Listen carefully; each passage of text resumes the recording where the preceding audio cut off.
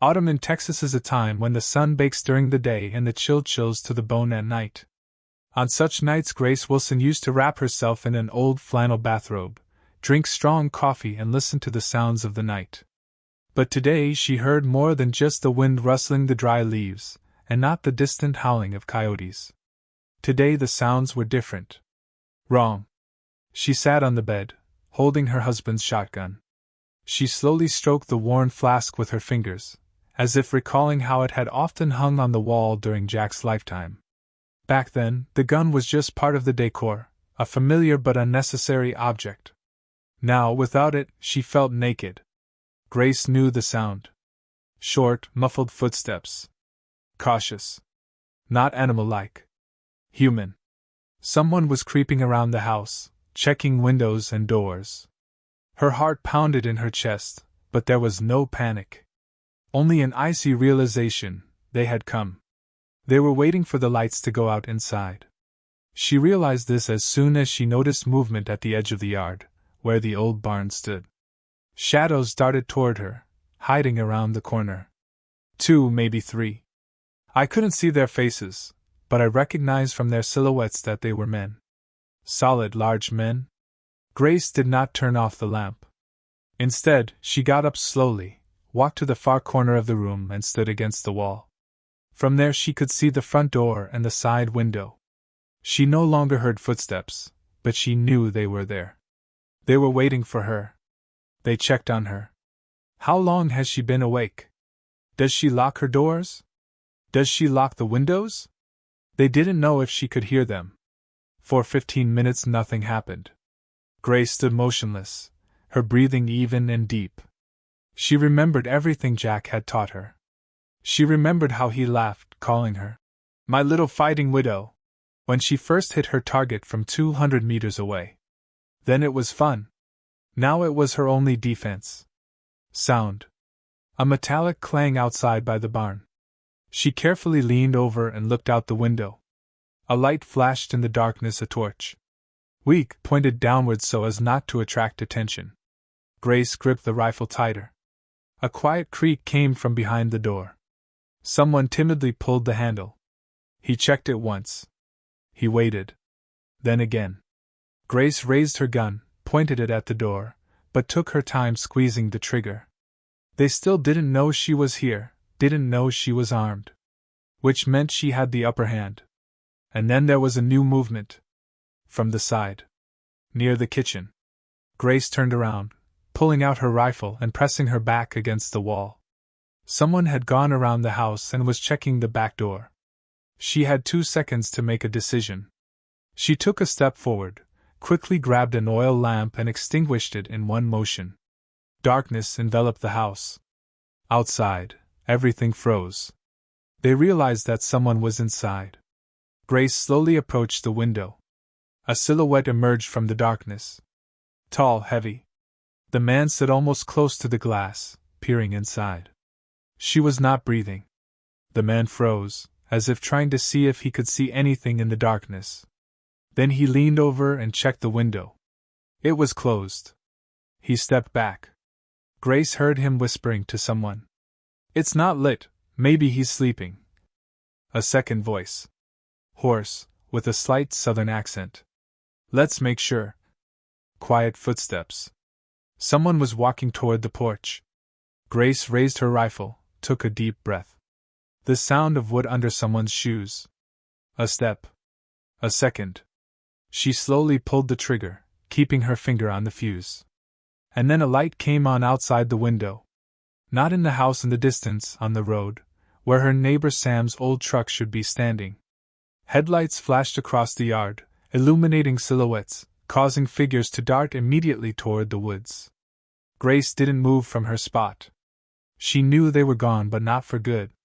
Today was a test. Tomorrow they will come again. And then she would be ready. The sun was just beginning to rise, spilling a faint orange light across the sky. Grace did not sleep. She sat up all night, listening to the sounds outside the window, holding the rifle in her hands. For a while her body demanded rest, but her mind wouldn't let her relax. Tonight they will come again. Now in the afternoon. She knew they were coming. They checked at night, so in the morning they'll knock on the door with a different tactic.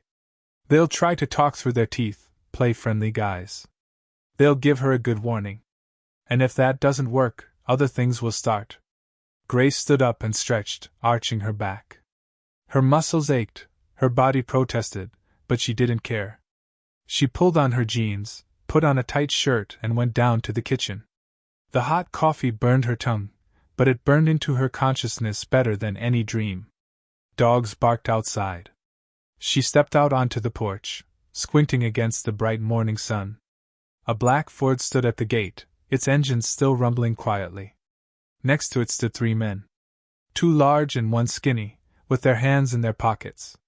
They were dressed casually, but not like villagers' clean jeans, leather jackets, shoes, obviously expensive. Bandits trying to look like businessmen. Grace didn't move from her seat. They were waiting. So did she. At one point, the skinny man stepped away from the car and moved toward the porch, smiling. She didn't respond. She just watched. He stopped on the steps and looked at her, as if he saw a helpless widow barely making ends meet. That look angered her the most. So here they are, the jackals, come to eat. He said something, but she barely heard. She wasn't interested in the words. She looked at his hands. How his fingers moved, whether there were any weapons under his clothes. She knew the type. They always had knives under their jackets and guns behind their belts. Backyard. Grace couldn't see it, but she could hear it. Someone was sneaking in there. One of those who stayed by the car, walking along the side of the house. He was probably checking the shed. She took a step forward. Her gaze did not change. Hard, without fear. The man noticed this, furrowed his brow, but kept talking. Something about a bad place for a single woman. About neighbors who have already sold the land. About time to think about the future. Grace knew where this was going. Her hands remained motionless, but her feet stood up so that at any moment she could retreat into the house, grab the gun, close the door. She didn't nod or shake her head, she just watched. He spoke for another minute, maybe 2. Grace did not respond. Then he fell silent. And then the smile disappeared from his face. At that moment she understood. They had decided that it wouldn't work. The man took a step back, nodded to his boys, and all 3 of them headed back to the car. They didn't rush, didn't wave their hands, didn't threaten. They simply walked away. The engine started, the wheels shook on the gravel, and the car disappeared around the corner. Grace was still standing on the porch. Then she turned and walked into the house. Coffee was cooling on the stove. She sat down at the table again, but no longer drank. Her eyes stared into the void, and her fingers drummed on the wooden surface. So they will try again. Not tomorrow, probably tonight. When she's alone. When they think she will be afraid. And then Grace smiled quietly. They were wrong. The day passed in anxious anticipation. Grace did not leave the yard, did not take her eyes off the road. All the time no one drove up, but she felt it was silence. They paused, but did not leave. As the sun began to hide behind the hills, Grace packed her things and drove into town. The sheriff's station was in an old building on the main street, next to a restaurant where farmers and truck drivers gathered in the evenings. It smelled of fried bacon, tobacco, and stale beer. The smell was familiar to some, but not to her. She wasn't interested in the conversations at the tables, the male gazes, the lazy arguments over baseball. She came for something else. The station door was ajar. Inside it smelled of paper, coffee, and cheap whiskey.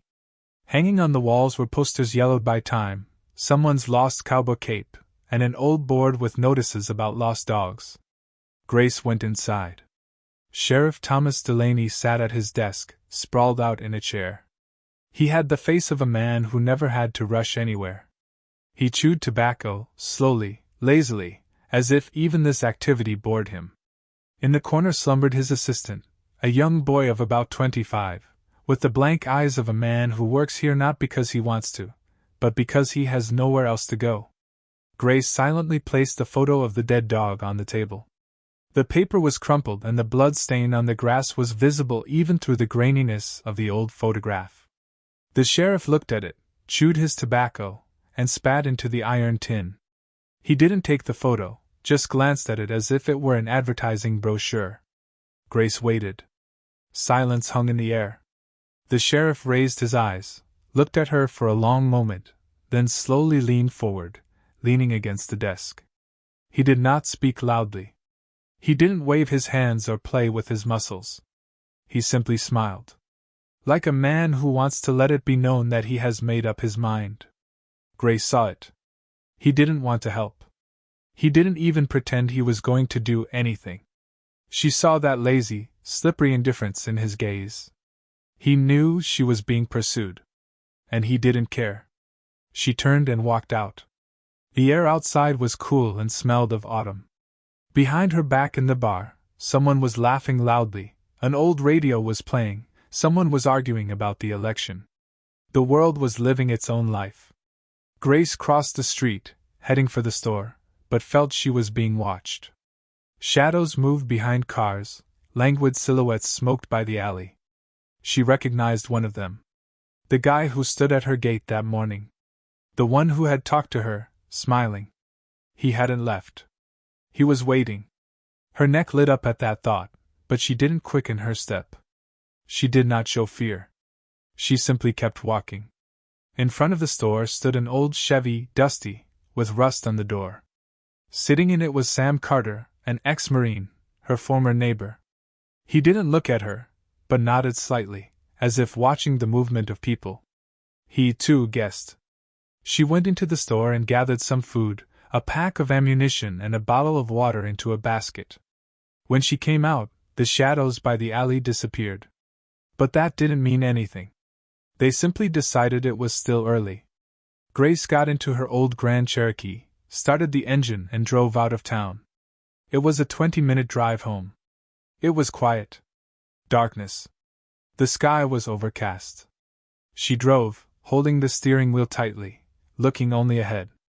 Darkness was already waiting for her at home. When she got out of the car, everything seemed familiar.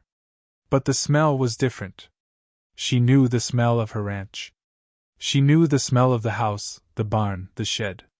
And now there was the smell of ash in the air. She didn't run. She just walked forward slowly, step by step.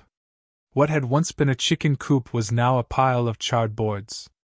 It still smelled of smoke, but the fire was gone. They made her aware of it. Today the barn. Tomorrow home.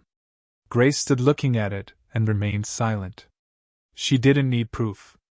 She knew who did it. She knew the sheriff wouldn't lift a finger. She knew no one would come. But she had the bullets. And she had time. And now it wasn't just defense. Now it was war. Night came quickly. The autumn wind blew dust across the yard, dry leaves clung to the porch steps. Grace sat in the kitchen with the shotgun in her lap, listening to the silence. The house smelled of smoke, a smell that still lingered after she had extinguished the smoldering remains of the shed during the day. It was a warning, but she already knew what was coming. They would return tonight, but now without feigned smiles and insinuations. She didn't turn on the light. She sat watching the moonlight coming through the windows. Her heart beat steadily, without fear. Grace was not afraid of them. She was only afraid that she might not do enough. That she wouldn't make it in time. The first sound was a rustling behind the barn. Light, cautious footsteps, as if someone was creeping along the fence, careful not to disturb the grass. Then a short metallic clang, as if someone had touched a bucket or an abandoned tool. They walked slowly, taking their time. Reconnaissance. They checked to see if she was sleeping, if she had left the house unattended. A second sound came from the other side. Someone moved along the wall of the house, checking the windows. She heard fingers sliding along the glass, a barely perceptible touch, as if whoever was standing there was checking to see if they could look inside. Grace rose slowly from her chair, trying not to make any noise. She didn't want to panic them ahead of time. Everything had to go according to her script, not theirs. She walked to the door, took the safety off the rifle and gently leaned her shoulder against the wall. A quiet creak sounded. Someone was on the porch. Someone's shoes stepped carefully on the old boards. They were sure she was inside, but they wanted to make sure she was alone. That she wasn't waiting. The doorknob turned slowly. Once. The second. It closed. Grace hears a short whisper behind the door. So there are two of them, maybe three. They're in no hurry. They think they're in control. The third sound is in the backyard. The lock on the shed rattles. One of them decides to see if there's a dog, a gun, maybe food supplies. He opens the door, makes sure it's clear, and then signals the others. Error. Grace takes a step toward the back exit, stands against the wall. She waits. Time drags on forever, but there is nowhere to rush. Then the short crack of cracking wood sounds. The barn door swings open and one of them steps inside. Now. He opens the back door abruptly and steps outside. The man in the barn doesn't notice her right away. He snoops in a corner, rips open tarps, checks drawers. Grace silently raises her rifle and aims it at the ground at his feet. A shot. Loud, sharp, tearing the silence of the night to shreds. The man picks himself up, turns around, his face a mixture of panic and anger. He reaches for his belt, but Grace has already approached. Her gaze is cold, the barrel of the rifle raised. He freezes in stillness. There is movement in the house. People on the veranda hear a shot and realize that something has gone wrong. Grace does not give them time to think. Another shot is fired in the direction of the porch. The wooden post breaks and one of the men falls, not expecting it. The other stumbles and tries to pull out his gun, but Grace is already coming at him. She feels something inside her snap. Fear? No, adrenaline. The feeling that everything is going as it should. Someone is screaming. Maybe calling for help, or maybe just out of surprise. One of them rushes into the darkness, hiding behind the barn. The other wriggles on the ground, holding his arm. I've got him. Good. The last one is still standing on the porch. He doesn't shoot. He just stares. Grace walks up, raises her rifle and aims straight at him. She assesses the situation. She realizes that their attempt at a quick end has failed. Grace is not a frightened old woman to be cornered. She turns and walks away. The car, hidden in the woods, starts up, headlights flickering between the trees. Grace stands in the darkness, breathing evenly. Those left on the ground are no longer a threat. They will be taken away later, if they can. And those who escape know what awaits them if they return. He takes a deep breath and looks at the wounded man by the barn. He is holding his leg, groaning, but not moving.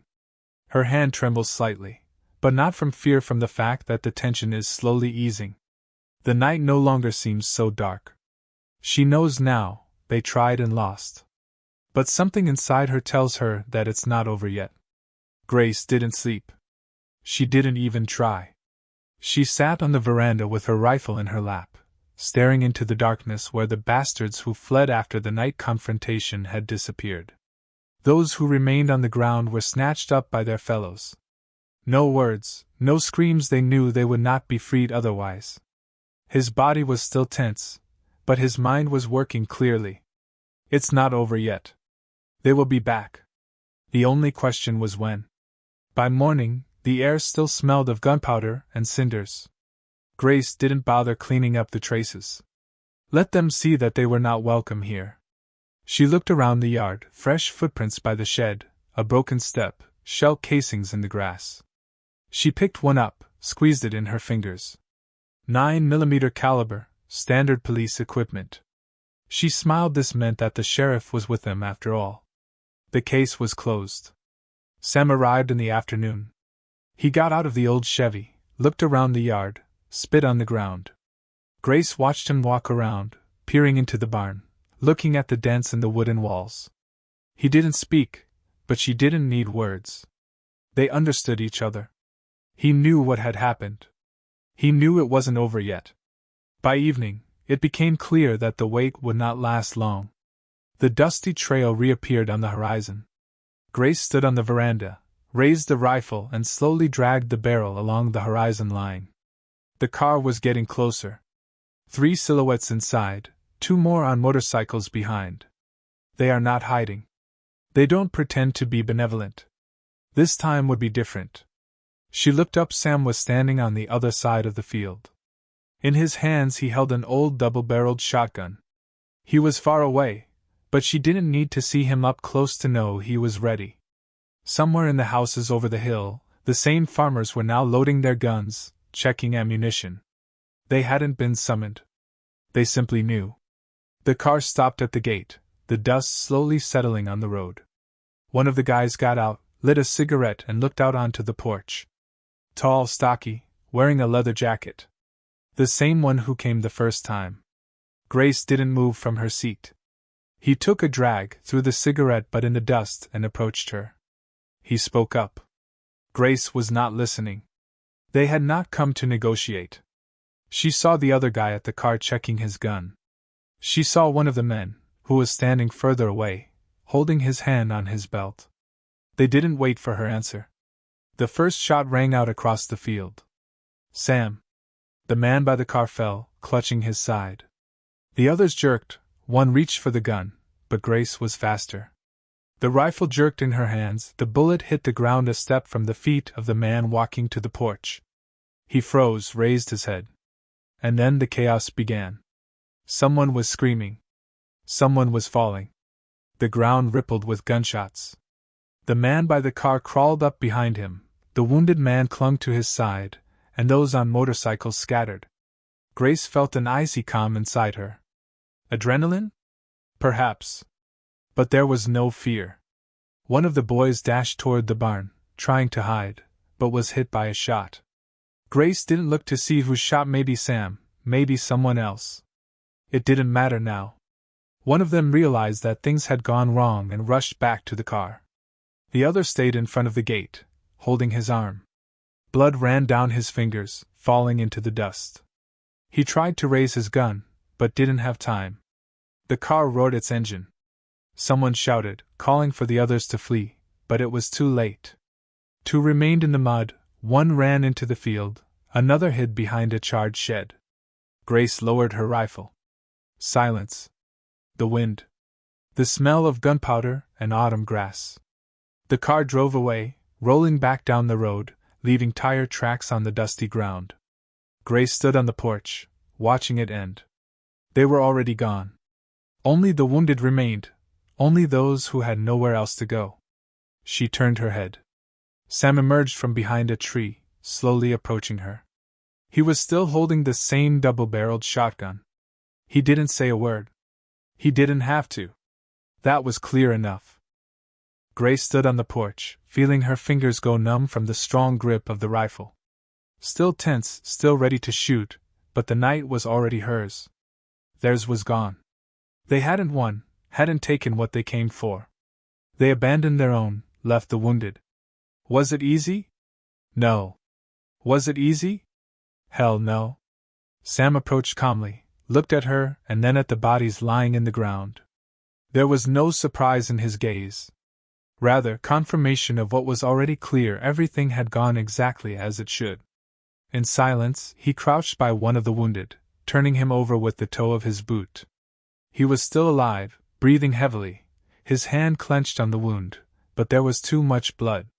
Dogs howled somewhere in the distance, and in the silence of the night the sound pierced the ears. In the distance, the roar of an engine could be heard. Headlights cut across the road, showing silhouettes, abandoned weapons, tire tracks. Grace didn't move, just squeezed her rifle tighter. She knew who it was. The pickup stopped, turning off the engine. The door creaked open and 2 men got out of the car. The first was Sheriff Delaney. The second was his deputy, still just as young, still just as expressionless in his eyes. The sheriff looked around, shoved his hands in his pockets, and slowly nodded. A lazy, ironic smile appeared on his lips. He swept his gaze around the bodies, shifted his gaze to Grace. There was not a hint of surprise on his face. He was not stupid, he knew what she was capable of, but he clearly did not believe that she would go all the way. Now he did. damn night. He stretched, as if he had just complained about the weather. Grace did not respond. He took a few steps, leaned over and examined the injured man. He groaned hoarsely, but could not croak a word. Out of guilt. Just as an animal screams when cornered.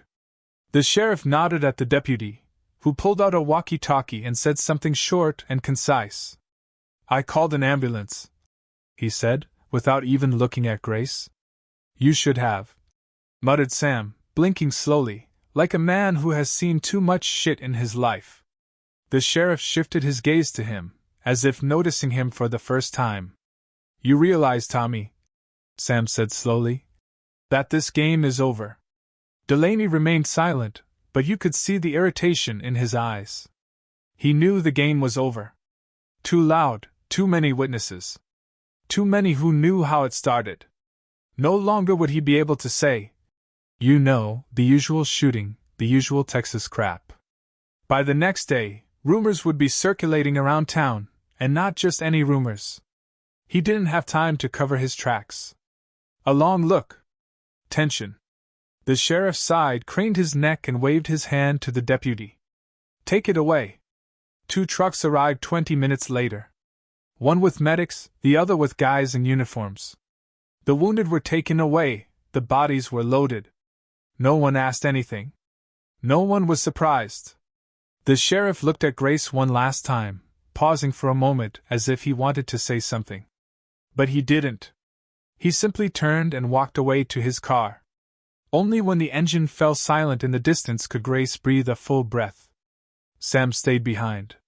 He stood beside me, staring at the dark road, then humming. He threw the shotgun over his shoulder and dropped it.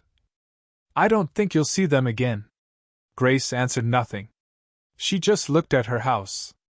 At the porch, at the wooden walls, at the bullet marks. All this will stay with her. The marks, the smell of gunpowder, the dents in the ground. She knew he was right. Those jackals would never come back. But not out of fear. They knew that here, on this ranch, they were not the masters.